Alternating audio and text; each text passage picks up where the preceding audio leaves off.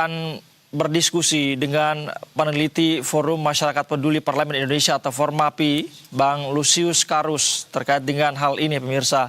Bang Lusius, selamat malam. Baik. Bang Lusius, ini nampaknya masih berkepanjangan ini demonstrasi yang berlangsung di DPR. Kemarin 25 Agustus begitu ya, sampai malam hari kericuhan terjadi.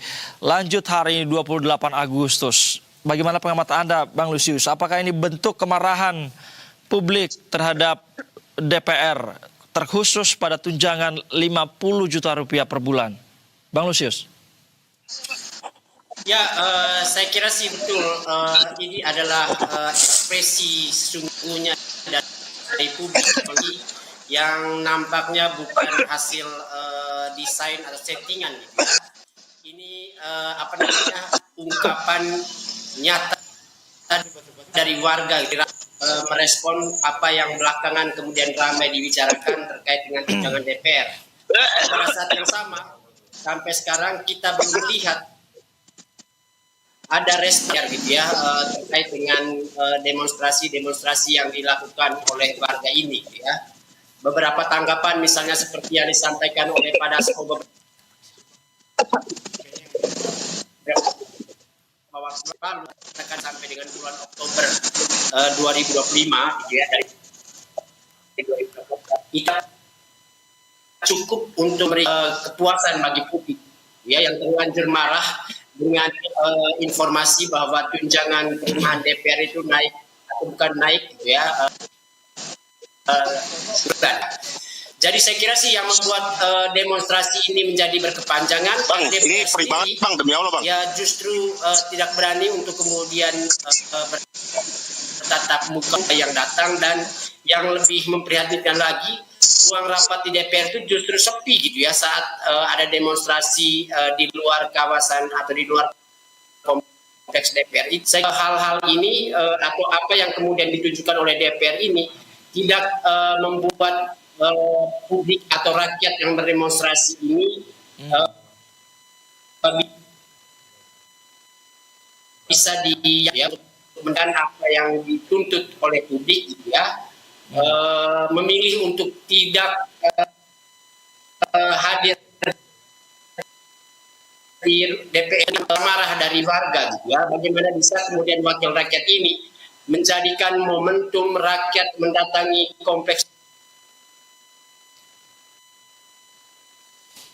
DPR itu mereka untuk ya ini ketika kemudian mereka memilih untuk berlibur atau tidak menyelenggarakan sidang-sidang, pada demonstrasi ini adalah warga rakyat sendiri dan DPR adalah wakil rakyat. Harusnya atau logikanya gitu harus ada respon dari DPR untuk kemudian menenangkan warga yang datang, memberikan penjelasan kepada para demonstran gitu ya. Saya kira itu yang terjadi gitu. Baik. Bang Lusius, ini kita terhubung juga dengan pengamat kebijakan publik Pak Danang Girindra Wardana. Mas Danang, selamat malam. Selamat malam Mas. Baik, Mas Danang, terima kasih sudah meluangkan waktu bersama kami di Breaking News Berita 1. Tadi Bang Lusius mengatakan bahwa ini adalah bentuk kemarahan publik, kemarahan warga begitu, karena selain sikap yang ditujukan oleh para anggota DPR, tidak ada momentum untuk mempertemukan begitu ya Bang Lusius ya, para masyarakat, para pengunjuk rasa ini dengan anggota DPR. Ini berhadapan langsung untuk menyelesaikan kemarahan publik ini. Kalau yang Anda lihat sendiri seperti apa Pak Danang berkaitan dengan aksi unjuk rasa ini? Kericuhan sudah terjadi beberapa hari. Apa yang salah yang Anda lihat, yang Anda amati? Ya, ini lagi-lagi kan kita dipertontonkan oleh aksi-aksi aksi-aksi penambahan anggaran untuk DPR ya, tunjangan-tunjangan itu. Tetapi konteks sebenarnya kan bukan itu, bukan sekedar tambahan tunjangan kepada masing-masing anggota dewan, tetapi situasi yang terjadi saat ini adalah anomali dari masalah-masalah akumulasi dari masalah-masalah publik yang saat ini publik sangat tidak puas dengan kinerja DPR atau kinerja pemerintah. Saat ini kita barusan melihat bagaimana PPN sudah naik 11%, publik juga dulu menentang hal itu kan. Kemudian banyak terjadi di daerah kenaikan PBB yang dilakukan oleh kebijakan kepala daerah, kemudian harga-harga yang mulai menjadi berat buat masyarakat.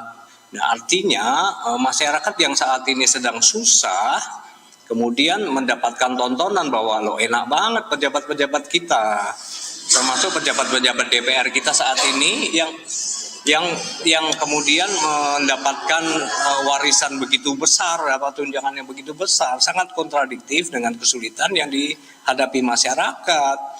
Maka sebenarnya bukan soal besaran tunjangan perumahan, yang kami paham itu adanya keperluan anggota DPR untuk mendapatkan tunjangan lebih seperti ini ya, besaran nilainya itu masih ya oke lah, 50 juta yang katanya juga akan hanya berlaku sampai akhir tahun ini, kata Pak Dasko ya. Tetapi situasinya kan sedang tidak baik-baik saja gitu loh. Apalagi juga banyak pejabat kita berbicara agak terlalu sarkastik ya, ngomongnya agak kurang kontrol sehingga menimbulkan kemarahan publik melihat situasi ini. Nah, problem besarnya bukan besaran tunjangannya, Mas, tapi ini situasi yang tidak tepat untuk melakukan berbagai move dari pemerintah terkait dengan biaya-biaya yang diberikan kepada para pejabatnya. Dan kita juga melihat bahwa saat ini pemerintah juga memiliki struktur belanja pegawai yang menaik setiap tahun ya, dan kenaikan itu sangat signifikan. Kemudian ditambah lagi kenaikan biaya tunjangan kepada anggota DPR. Nah, kenaikan ini kan terpotret langsung oleh masyarakat. Belanja pembangunan akan menurun kalau hampir semua dipakai untuk belanja birokrasi. Nah, ini problem-problem adalah kecemburuan sosial, Mas. Jadi bukan sekedar biaya-biaya yang menaik untuk tunjangan para eksekutif atau legislatif kita. Apakah Anda melihat juga Pak Danang ada kesalahan respons yang diberikan oleh anggota DPR terkait kemarahan publik ini sehingga kemudian memicu kericuhan berlangsung beberapa hari ini? Ya, nggak usah beberapa pejabat DPR kan juga tidak kontrol ya. Ya, misalnya menyebut bahwa publik tolong ya, membubarkan DPR. Misalnya salah satunya itu ya. Misalnya juga pejabat eksekutif kita loh, menteri BPN yang pertanahan itu juga dia bilang, wah ini kan bukan tanahnya tanah negara yang untuk menempati atau mengelola. Artinya arogansi para pejabat kita secara kumulatif kan menyakitkan masyarakat. Nah, ini kontrol komunikasi tidak bisa dikuasai oleh pejabat-pejabat kita sehingga menantang masyarakat. Kita teringat kemarin kejadian di Pati kan, sekedar 250, tetapi sikap arogansi pejabat kita yang menyulut kemarahan. Ini yang harus kita hati-hati lah. Pejabat kita ini muncul dengan perilaku yang satu ya, komunikasi yang buruk. Kedua, perilaku hedonisme mereka, tontonkan kekayaannya, tontonkan lifestyle mereka yang baik, mobil-mobil berjajar di parkiran DPR, sementara masyarakat berjalan di transportasi umum, dan masyarakat kita terjebak oleh pinjol, terjebak oleh kredit sepeda motor mereka. Nah, artinya ada situasi yang sangat anomali, sangat kontradiktif dari kehidupan sehari masyarakat dibandingkan dengan super mewahnya masyarakat kita. Itu problemnya ada psikologis macam ini. Baik, saya ingin beralih ke Bang Lusius. Namanya Bang Lusius ini gemes nih, mau ikut berkomentar. Tadi Pak Danang mengatakan bahwa bukan cuman tunjangan rumah yang 50 juta itu, ternyata Bang Lusius ini adalah akumulasi kemarahan publik dari sekian banyak perilaku DPR yang dinilai menjadi polemik begitu ya. Tanggapan Anda Bang Lusius, setujukah Anda dengan hal itu? Ya, saya kira betul ya. Ini ini bukan cuman sekedar reaksi gitu ya untuk apa yang terjadi gitu ya. Bagi saya sih aksi massa yang sudah berlangsung hampir sepekan ini adalah apa gitu ya, reaksi atau respon itu panjang kurang lebih 15 tahun terakhir DPR gitu ya, yang kita tahu betul dari sisi kinerja mereka tampak dari periode kemudian kedodoran gitu ya. Untuk lebih mudah misalnya kita melihat di 2009-2014 kinerja legislasi dalam 5 tahun itu masih bisa mencapai 69 RUU ya. 2014-2019 sudah turun ke 38 RUU selama 5 tahun. Di 2019-2024 turun lagi ke 28 RUU. Jadi DPR sendiri sulit untuk kemudian membela diri ya, produktivitas dari 2009 sampai 2025 ini. Pada saat yang sama kemudian di sisi tunjangan dari 2014 sampai 2025 ini tunjangan yang didapatkan oleh DPR itu justru apa gitu ya. Jadi ada semacam kontradiksi, ada semacam ironi gitu ya, bahwa di satu sisi DPR terus cadangannya, tapi di sisi lain mereka justru menunjukkan performa yang semakin buruk. Jadi tunjangan tidak untuk mendongkrak kinerja, tapi justru tunjangan ini DPR ya, bikin anggota DPR manja, lalu hasil kinerja pun jadi buruk gitu ya. Jadi saya kira ini sudah sangat lama gitu ya, dan kita tahu betul bahwa tertangkap karena korupsi. Terakhir kita tahu betul korupsi dana CSR-BI ya. Itu saya kira satu hal pastinya menarik untuk ditelaah gitu ya. Bagaimana bisa kemudian anggota Komisi 11 di periode 2019-2024 bisa mendapatkan jatah CSR dari BI dalam jumlah. Dan ini praktek yang hampir terjadi pada semua komisi ya, dengan mitra kerja mereka. Jadi kalau dibilang gaji DPR, tunjangan DPR itu strategis, baik, Bang Lusius, kita diterima oleh DPR dan menambah pundi-pundi mereka.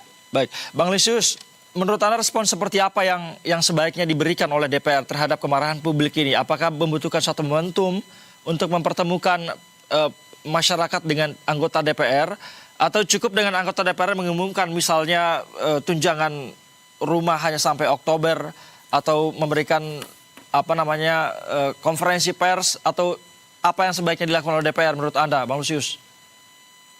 Ya saya kira ini sudah isu nasional gitu ya. Jadi DPR tidak boleh merasa ini aksi iseng atau apapun gitu ya, atau apalagi ada yang kemudian intelektual dari aksi-aksi ini. Ini suara kemarahan dari rakyat yang sesungguhnya, karena itu respon yang diberikan oleh DPR juga harus terlihat serius. Dan saya kira respon yang paling penting membuat konferensi pers menjelaskan dari sisi DPR-nya apa yang kemudian bisa membuat warga ini tenang ya. Tanpa dengan membiarkan kemudian DPR kemudian meliburkan diri, saya kira sih ini hanya akan menambah bara yang ada dalam diri para pendemo ini untuk kemudian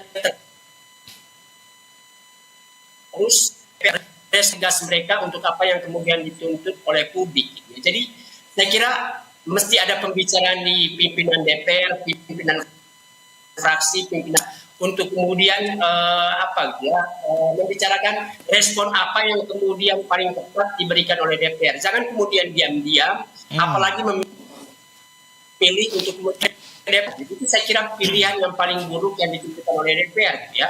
Orang mengkritik mereka karena kinerja mereka buruk, mereka justru menjadikan momentum demonstrasi ini untuk berlibur. Ini agak bikin tambah marah gitu ya, apa yang kemudian ditunjukkan oleh DPR beberapa waktu terakhir ini. Saya kira sih yang harus dilakukan tetap bekerja melakukan pembicaraan untuk menemukan apa respon yang kemudian harus diberikan oleh DPR dan terbuka. Baik. Pak Danang, saya ingin ke Pak Danang. Pak Danang, katakanlah respons yang diberikan oleh DPR nanti misalnya dirasa publik tidak tepat. Menurut Anda, apakah aksi demonstrasi yang lebih parah, kemarahan publik yang lebih parah masih mungkin akan terjadi jika respons yang diberikan ini dirasa tidak tepat? Menurut Anda? Iya, itu pasti akan terus-menerus meningkat ya. Melihat juga ini kemarahan publik ini kan juga menjadi direspon secara represif juga oleh aparat kita ya. Kita lihat beberapa korban sudah berjatuhan di situ. Tetapi intinya adalah bagaimana memperbaiki situasi ini kan. Nah, situasi ini mestinya menjadi bagian dari koreksi baik di DPR ataupun di pemerintah ya. Kita mesti paham betul bagaimana prestasi atau kinerja 2025 di mana belanja KL atau pemerintah pusat itu sudah mendekati 170 sekian triliun, 196 triliun ya, dan 26% diantaranya itu sekitar 79 triliun itu udah dipakai untuk belanja pegawai gitu. Artinya belanja pembangunan atau belanja program atau belanja modal kan menjadi kurang lebih hanya 100% dikurangi 26% itu. Artinya kan semakin sedikit. Nah inilah kemudian publik yang relatif melek terhadap nota keuangan kita atau APBN kita akan memahami bahwa hak-hak publik akan dikurangi, dipergunakan oleh kepentingan para pejabat publik kita. Nah, bagaimana mensiasati ini ya legowo sedikit lah teman-teman di DPR, teman-teman di pemerintah itu berikan penjelasan yang memadai secara transparan supaya kita nih publik ini tidak menduga-duga kira-kira dipakai untuk apa saja sih sampai belanja pegawai setiap tahun meningkat seperti itu. Belum lagi kita punya jumlah kementerian yang sudah sangat gemuk saat ini yang tentu saja memakan anggaran untuk membiayai kementerian itu dalam bentuk pegawai. Nah, saat ini kan terjadi juga proses-proses public advocacy ya, masyarakat sipil melalui beberapa NGO kan juga sudah menyuarakan kepada pemerintah melalui paper-paper atau surat. Tetapi respon pemerintah kan juga tidak bisa cepat gitu, tidak memberikan penjelasan yang cukup memadai. Ada apa dengan keuangan di negara kita ini? Coba public academy kan juga tahu bahwa 10 bulan pemerintah saat ini menjabat, pemerintah sudah membuka utang luar negeri hampir 800 triliun, 790 sekian triliun. Dan sebagian besar yang dari hutang itu kan juga dipakai untuk belanja pegawai gitu. Artinya kekhawatiran publik itu sangat besar, Mas. Ini harus disiasati dengan kelegowoan, sikap rendah hatinya para pejabat publik kita. Tidak perlu menunjukkan hedonisme yang berlebihan. Contoh, berita-berita pada waktu disampaikan di DPR ada kenaikan tunjangan kepada para anggota DPR, terus sebagian besar anggota DPR tampak begitu hedonisnya menari-nari, begitu senangnya mendapatkan tunjangan tambahan. Ini kan menyakitkan buat masyarakat sipil kita. Intinya adalah publik menantikan sikap dan respons yang tepat begitu ya, agar kemudian tidak memicu kemarahan yang lebih besar dari masyarakat, kemarahan yang menjadi akumulasi keresahan begitu ya publik selama ini. Terima kasih banyak Pak Danang sudah memberikan pandangan bersama kami. Bang Lusius juga sudah memberikan pandangan bersama kami di Breaking News Berita 1. Kita akan nantikan seperti apa dinamika ke depannya dan kita harapkan ini segera bisa mendapat respons yang tepat begitu ya, seperti apa yang kita telah bahas malam ini. Terima kasih. Selamat malam, salam sehat selalu. Terima kasih. Baru saja Breaking News